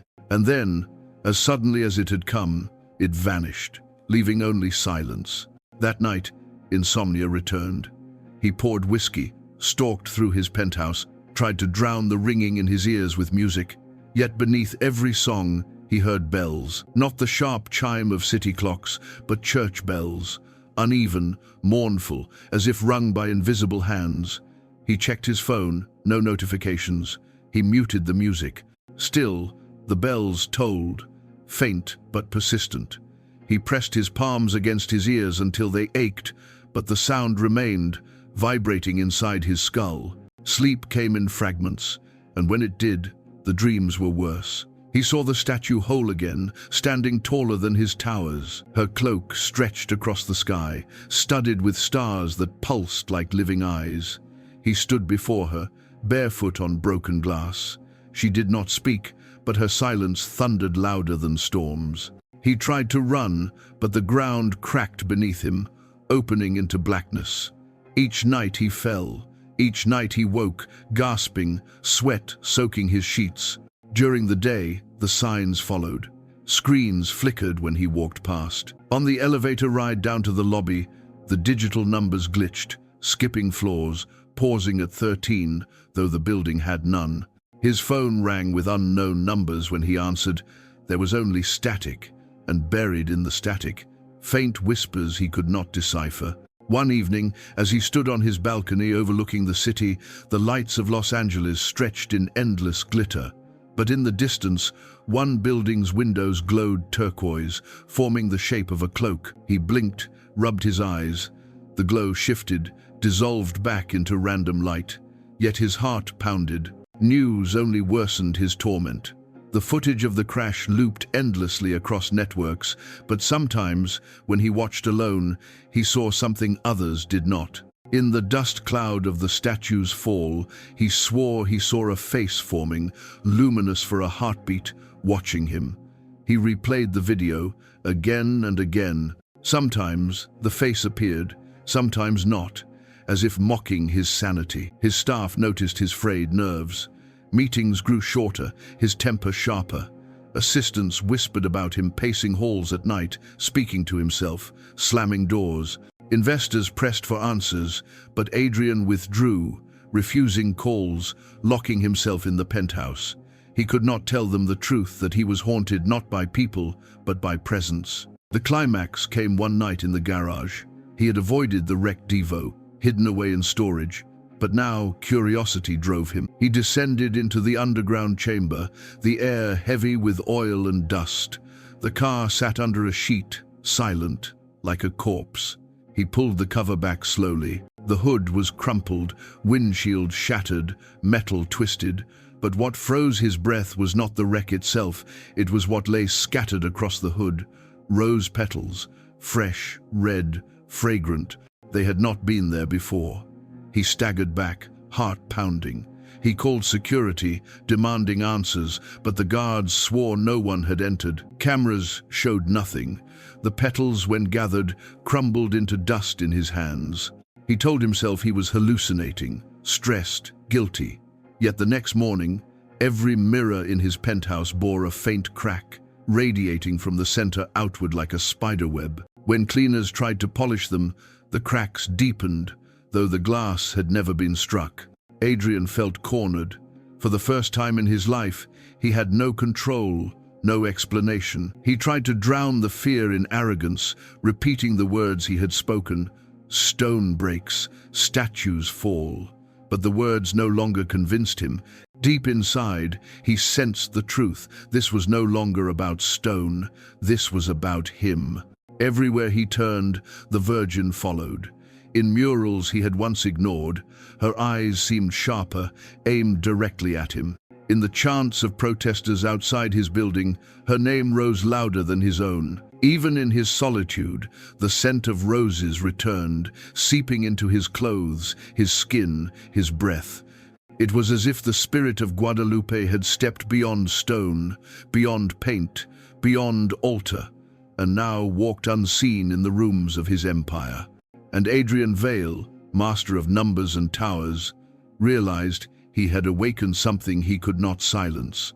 The empire of Adrian Vale had always seemed untouchable. He had survived market crashes, lawsuits, betrayals, and scandals with the ease of a man who knew the rules bent around him. But the crash at the chapel was different. It was not simply a collision of steel and stone, it was the collision of arrogance with something larger than numbers, and its aftermath crept into every corner of his empire like a spreading crack in glass. The first fracture appeared in the markets. Within 48 hours of the crash, shares in his companies began to slide. Investors whispered of boycotts. Religious organizations publicly announced they would no longer use his platforms or partner with his firms. A coalition of churches across Latin America called for divestment, urging the faithful to withdraw funds from institutions tied to him. The effect was immediate. Millions flowed out overnight, enough to make analysts uneasy. Vale's board demanded explanations. They wanted him to appear on camera, to show remorse, to reassure the public. But Adrian refused. He avoided meetings, locked himself away in his penthouse, his arrogance now weaponized as denial. "The market will recover," he said. "Faith cannot move numbers." But the numbers moved anyway, red bleeding across screens that once glowed with profit. Then came the lawsuits. Families filed claims of emotional distress. The parish where the statue had stood filed for damages, citing negligence and desecration. Civil rights groups joined, arguing that the act was an assault on cultural identity. Lawyers swarmed like vultures, some seeking justice, others fortune. Adrian's legal team scrambled, but for every case dismissed, 2 more appeared. Court dates filled calendars like stones filling a grave. Politicians seized opportunity. Senators thundered in chambers, calling him a symbol of wealth without accountability. Governors demanded stricter laws for luxury cars, using his name as warning. In Mexico, lawmakers passed resolutions condemning him personally, declaring him persona non grata. Embassies received petitions signed by millions demanding his prosecution. The financial and legal storms would have been survivable for Adrian Vale. He had money enough, lawyers enough, but the social storm was something else. The man who once drew admiration now inspired only contempt. Protests erupted outside his towers, candles flickering at night, chants echoing through steel and glass. Vale must fall. Effigies of his face were burned in plazas, carried through streets on banners smeared with red paint. His name became synonymous with blasphemy. Vale the desecrator, Vale the blasphemer, Vale the destroyer of Guadalupe. Even those indifferent to faith joined the outcry, not out of devotion, but because his arrogance had become unbearable. Comedians mocked him, children scrawled his name with devil horns in chalk, strangers spat when they passed his likeness in magazines. Inside his companies, loyalty fractured. Executives resigned quietly, unwilling to share his disgrace. Partners severed contracts, citing moral incompatibility. Even his closest advisors, men who had grown rich in his shadow, began to distance themselves. In boardrooms where once his voice silenced all others, now his absence was preferable. The blow that cut deepest was personal. For years, Adrian had surrounded himself with admirers, friends purchased with luxury and influence. But in the weeks after the crash, invitations dried up, calls went unanswered, even his most loyal companions faded. He found himself eating alone, drinking alone, staring across long tables at empty chairs. Wealth still surrounded him, but it no longer carried weight. What use was an empire when it no longer commanded envy? And then came the banks. Quietly, cautiously, they began to withdraw support. Loans tightened, credit lines shrank. Insurance companies balked at covering liabilities tied to his name. The wreck of the Bugatti alone became a symbol of waste, a monument to hubris. One insurer released a statement, "We cannot indemnify arrogance." The phrase echoed through headlines, quoted endlessly. Adrian tried to fight back. He hired a new team of publicists who urged him to apologize publicly, to kneel before cameras, to show contrition. He refused. "I will not bow," he told them, slamming his fist against the table. "Not to priests, not to mobs, not to statues. I am not weak." His words, once commands, now sounded like desperation. The publicists resigned within a week. At night, he still heard the bells. He still smelled roses, still dreamed of the Virgin's eyes. But now, those visions bled into his waking life. Meetings blurred into hallucinations. He would glance across a conference table and see turquoise cloth draped over chairs, or shadows forming hands folded in prayer. He blinked, and the images vanished, but the dread remained. His empire was bleeding, his mind was fraying, and for the first time in his life, Adrian Vale felt not just hated, but irrelevant. The man who had once ruled with speed and certainty was now hunted by whispers, lawsuits, protests, and the weight of a faith he had mocked. The more he fought, the faster the cracks spread. He had believed nothing could stop him. Now, everything was stopping him at once. Silence had once been Adrian Vale's ally. In the penthouse above the city, silence meant control, space for calculations, the absence of interruption. But now, silence was his enemy. It crept through the rooms like a living thing, pressing on him, whispering in echoes only he could hear. His empire had shrunk to these walls. Calls went unanswered, meetings cancelled, invitations withdrawn. The city below still glittered with life, but none of it belonged to him anymore. Former allies crossed the street to avoid cameras that might catch them at his side. Old friends forgot his number. Even the women who had once orbited him, drawn by wealth and glamour, abandoned him without farewell. He ate alone, he drank alone. And when he walked through the vast emptiness of his penthouse, every step reverberated like mockery. The visions grew worse. At first it was the mirrors, still cracked despite replacement. No matter how many new panels he installed, by morning hairline fractures spread across the glass. And in those fractures, his reflection warped. His eyes would lower, sorrowful, not his own. His mouth would tremble with words he had not spoken. "Forgive me." Sometimes the scent of roses arrived without warning, saturating the air so heavily he gagged. He would tear through rooms searching for flowers, convinced someone had infiltrated his fortress. Security guards swore no one had entered, yet the fragrance lingered, clinging to his skin. He scrubbed himself raw in scalding showers, but the scent returned the moment he closed his eyes. Sleep became a battlefield. Each night the dreams came, the hill, the chapel, the statue whole again, her cloak stretching across the horizon, her eyes unyielding. He would crash again and again, each time the car shattering, his body breaking, his screams echoing in the void. But unlike reality, the statue never fell. She remained unbroken, eternal, while he dissolved into dust at her feet. He woke screaming, tangled in sheets soaked with sweat. Once, he woke to find himself kneeling by his bed, hands clasped together, whispering words he didn't remember choosing. "Mother of mercy, pray for us." His voice cracked with terror when he realized what he was saying. He hurled himself against the wall, cursing, spitting, denying. But the prayer lingered in his throat, refusing to vanish. His staff thinned. Housekeepers quit quietly, unnerved by his outbursts. Bodyguards resigned, muttering about strange things in the penthouse doors opening on their own, faint hymns echoing through vents, lights flickering turquoise at midnight. One by one, they left, until only 2 guards remained. Even they avoided his gaze, speaking in clipped tones, eager to leave their shifts behind. The isolation drove him deeper into madness. He stopped shaving, stopped changing clothes. He wandered the penthouse barefoot, muttering to himself, replaying old news broadcasts as if searching for a version where the crash had not happened. But every channel carried the same truth. His face against ruins, his arrogance immortalized. He began to see her not only in dreams, but in shadows. In the corner of a hallway, he glimpsed turquoise cloth before it vanished.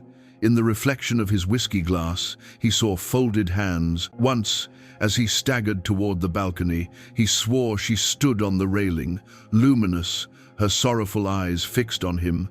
He collapsed to the floor, trembling, refusing to look again. Food lost its taste, drink no longer dulled the torment. Numbers, once his refuge, blurred on the screen.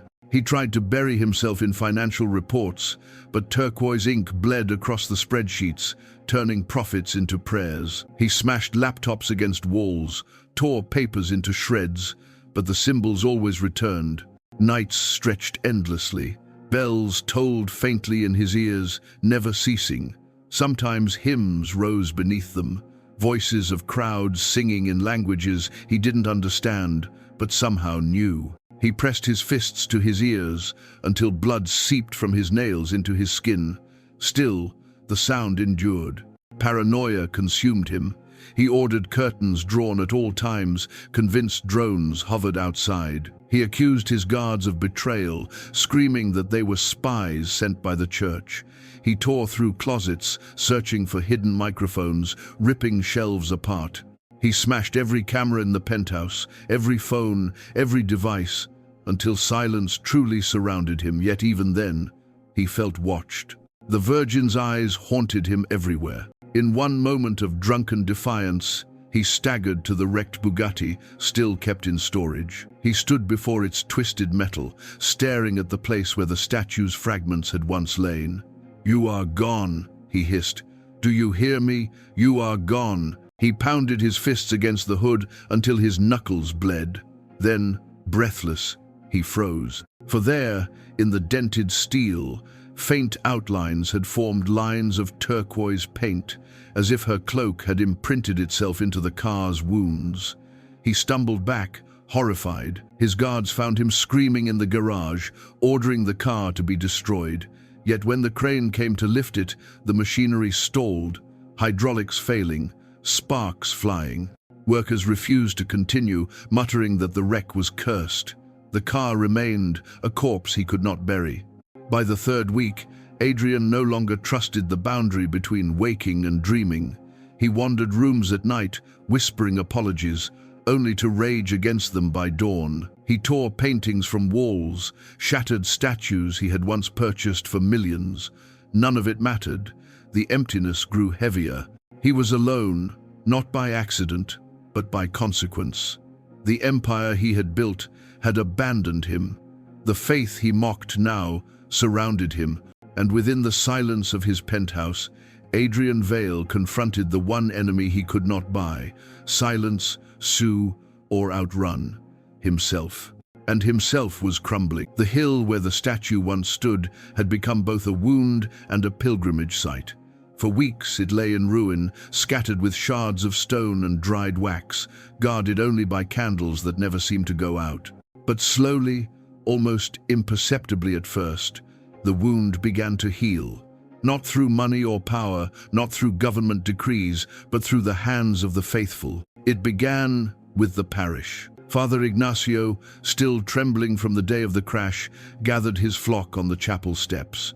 "We cannot live in sorrow forever," he told them, his voice rough with grief, yet steady with conviction.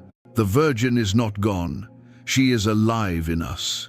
If her image is broken, we will build her again, not with arrogance, but with love." The people answered with tears, with applause, with prayers rising louder than the traffic below. And from that moment, the rebuilding began. Masons volunteered first. Old men with weathered hands, younger men still learning the craft. They brought tools, stones, chisels. They offered their labor free of charge. "My mother prayed here," one said. "Now I will repay the favor." Artists followed, sketching designs on paper. arguing passionately about form and color. Some wanted a replica of the original. Others envisioned something new.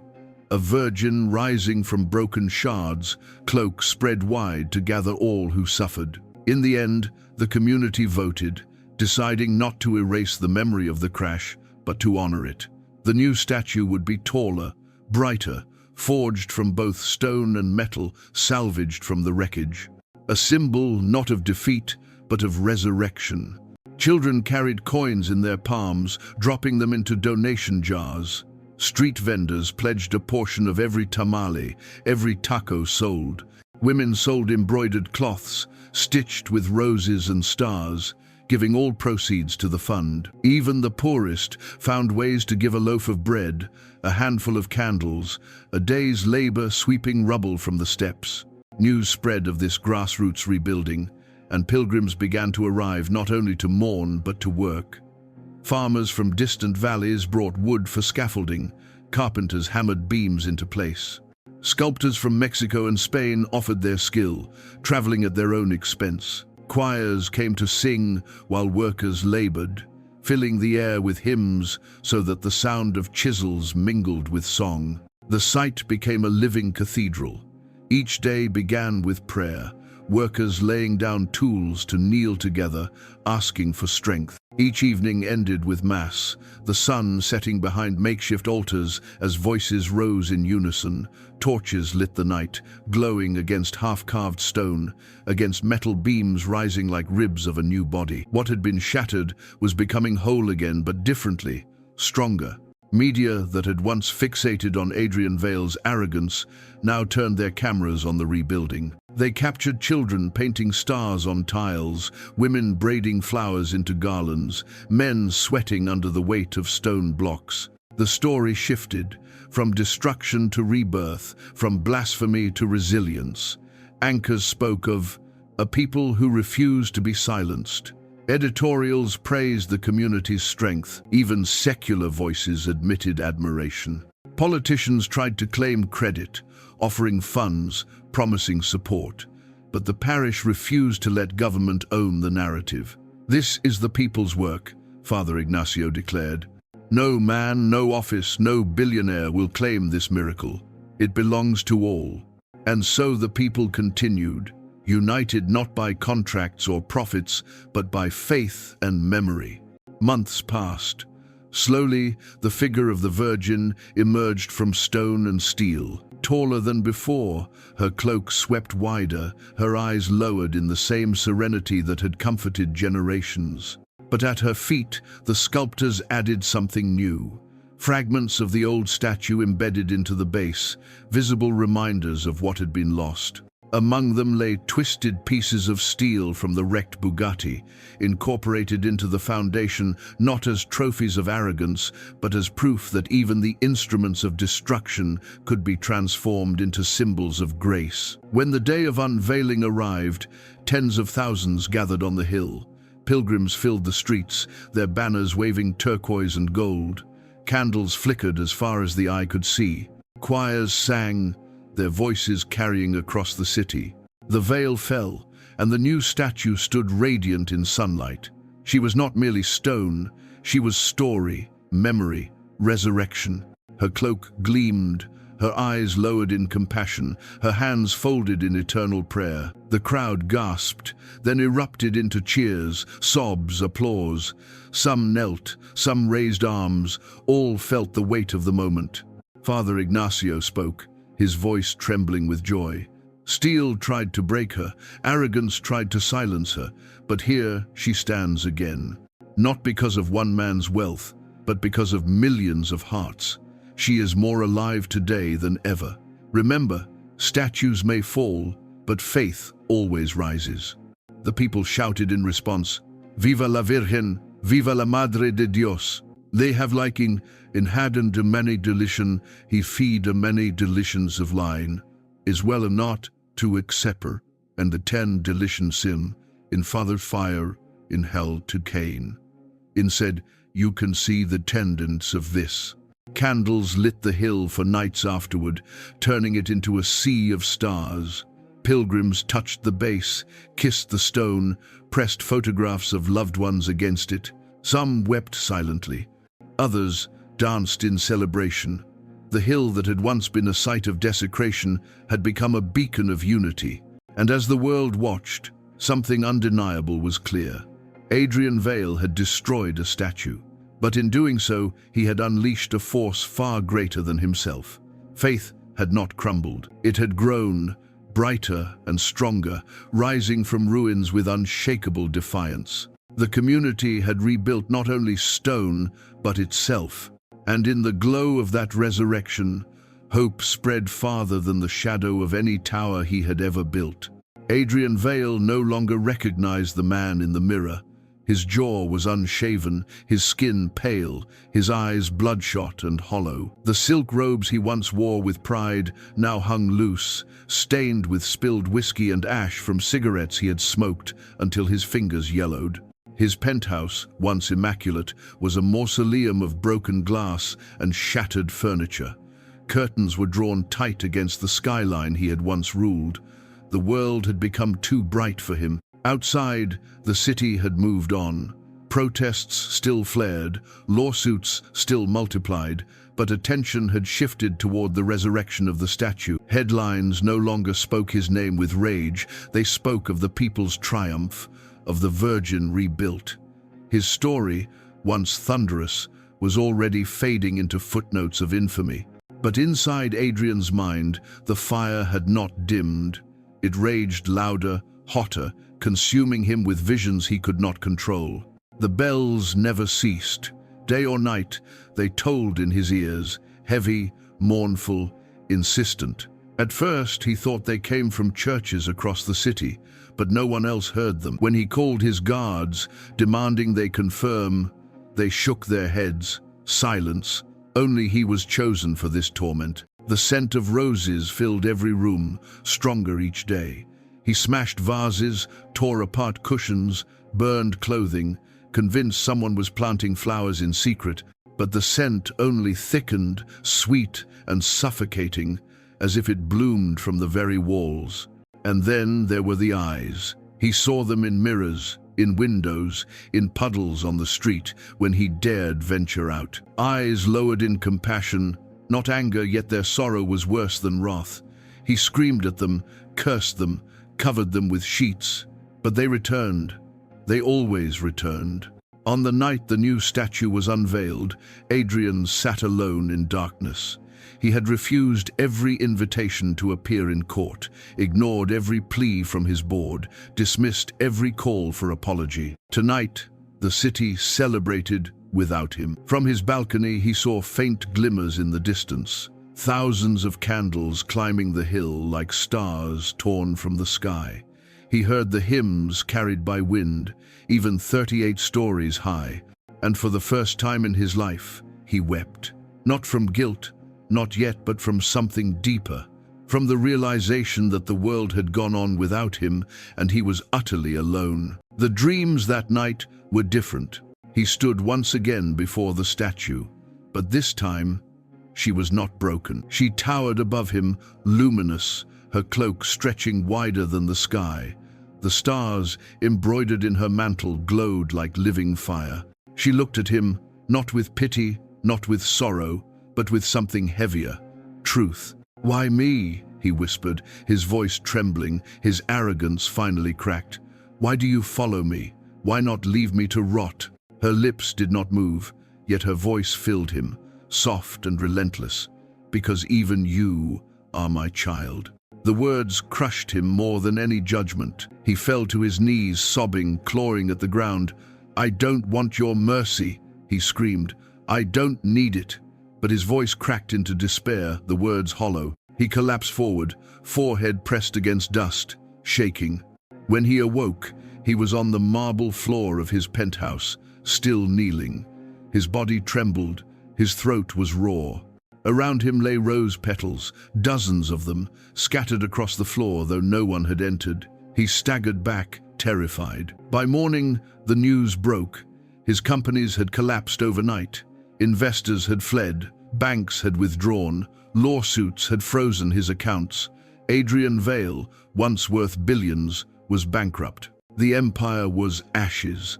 He laughed when he read it, a broken, hysterical laugh that echoed against empty walls. Wealth had been his last armor, and now even that was stripped.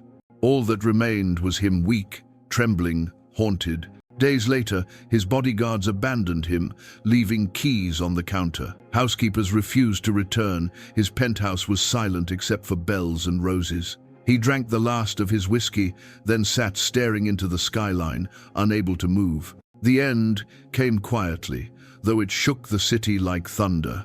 One evening, Adrian was seen walking barefoot through the streets of downtown. Witnesses reported him muttering prayers under his breath, clutching a rosary he could not have owned. Some said his eyes were hollow, others that they glowed. He walked toward the hill where the new statue stood, ignoring traffic, ignoring shouts.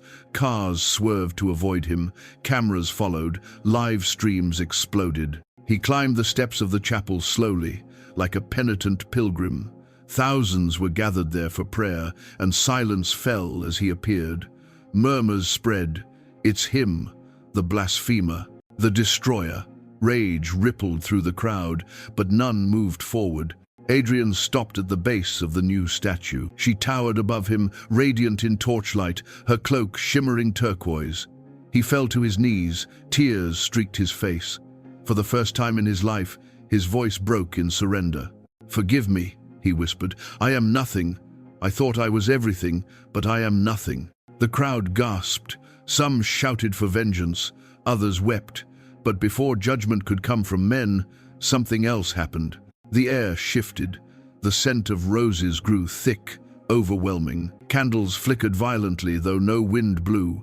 And from the new statue's face, witnesses swore. A single tear of water slid down the stone cheek, glistening in firelight. Adrian looked up and saw it. His lips trembled. "She weeps. For me." And then, without warning, he collapsed. His body crumpled against the steps, lifeless. Doctors rushed forward, but it was too late. His heart had stopped. The crowd fell to their knees, stunned. Some saw justice, others saw mercy. But all agreed it was no accident. News spread across the world within hours. Adrian Vale dies at the feet of the Virgin he destroyed. The story became legend. Some said he had been cursed. Others said he had been forgiven. But in the end, it did not matter. His empire was dust, his wealth gone, his name forever tied not to towers or cars, but to a single act of arrogance and a single act of surrender. And on that hill, under the gaze of the Virgin of Guadalupe, the man who once believed nothing could stop him finally stopped.